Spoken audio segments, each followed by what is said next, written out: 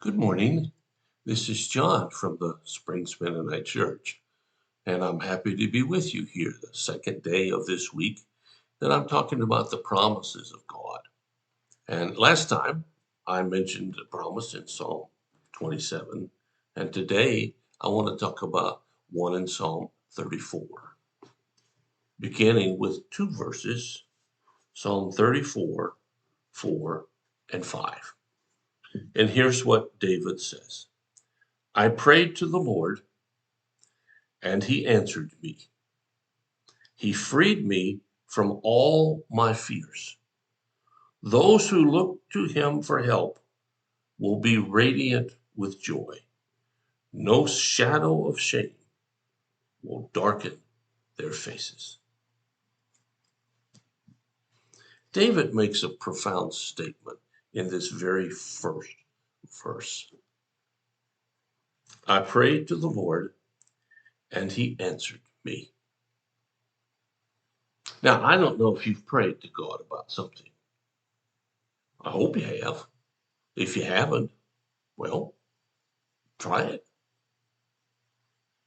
All you got to do is talk to him. I mean, you don't need special words, special place, special rituals. You just need a voice that speaks.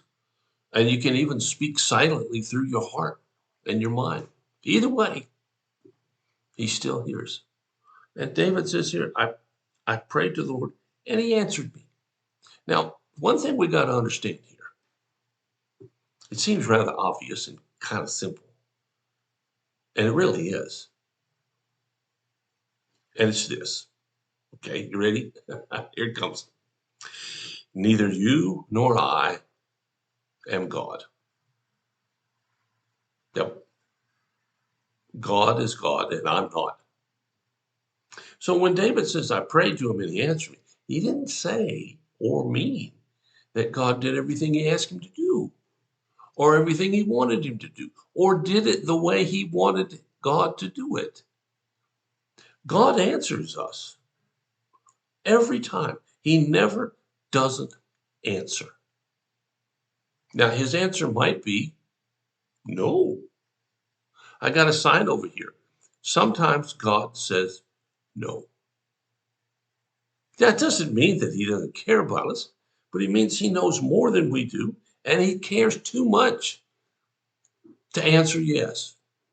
If if you've been around a little kid who's hyper and subject to sugar rushes and right before bed wants some ice cream or candy, you don't give that to him or her. They'll never get to sleep that way. You have to say no. Well, God knows what will not help us. He knows what will destroy us ultimately. We may or may not know that.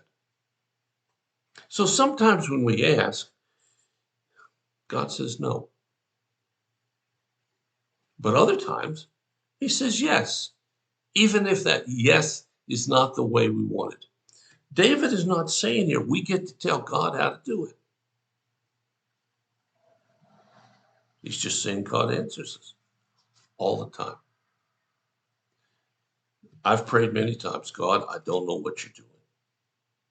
And I really meant that. And I can think of several specific examples right now. I didn't know what he's doing. It made no sense to me whatsoever. But I knew that it made sense to him. So my prayer in those times was, and still will be when those times come again, God, I don't know what you're doing. But help me to have faith in you that you know what you're doing. Well, I think I'd probably change it now after all these years and say something like, God, I don't know what you're doing, but you're in charge and you can do it any way you want to. Yep. I trust God. I hope you do. And most importantly, I trust that he's approachable, that he cares, that he wants more from me than just following a bunch of rules. He wants me to trust him. And so David goes on and say, as verse 5 says, those who look to him for help will be radiant with joy.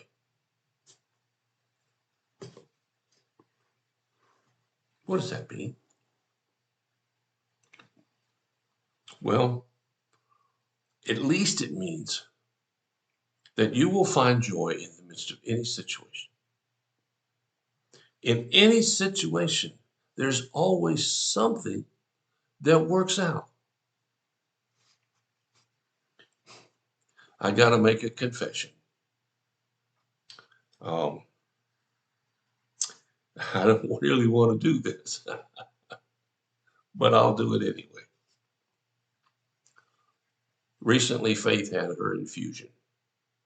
She goes every 6 months, lasts about 5 hours. And we went recently, and afterwards, she wanted to go get something to eat. And she said, I don't want much, so you decide where you want to go. Well, I'd already noticed that Red Lobster had all you could eat shrimp, and that's where I wanted to go. So I said, well, Red Lobster has all you can eat shrimp. And she said, John, I can't go there. If I go there, I'll get sick to my stomach. Well, after having stuff put in your body, that made sense. So I said, where do you want to go? And she said, well, I want to go to this other place. Here's my confession. I did not want to go. And I was not happy about going there.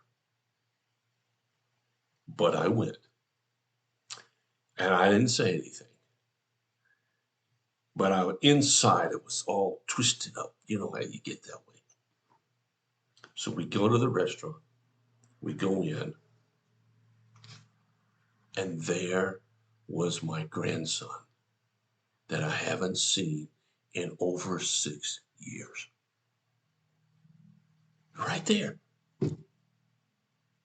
And he saw me, and I thought, is that really him? I told Faith, I said, that's Stephen. And she said, are you sure? I said, well, he looked at me and smiled. Sure, it must be. So I got permission from the manager to talk a little bit. And he'd been there for 6 months.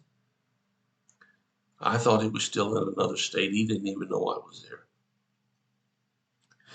God worked out something to bring me to tears. And I didn't even want to go along with it. See, that's what it means here when it says, those who look to him for help will be radiant with joy. My life was overwhelmed at that moment because of God's goodness and grace. And I'm not special. It can happen to you just as it happens to me. Really. That's what this means when David says, I prayed to the Lord and he answered me. So today I'd invite you to pray to God. Listen for the answer, whatever it is. That's how you're going to find joy. That's how you're going to find meaning. That's how you're going to find life. Well, think about it. In the meantime, hey, if we can help you do something or get something or take care of a need, let us know. We will do everything we can as fast as we can to help meet your needs. Thanks so much for listening. I wish you the greatest day you've ever had. And I'll be back tomorrow to share some more thoughts. Take care.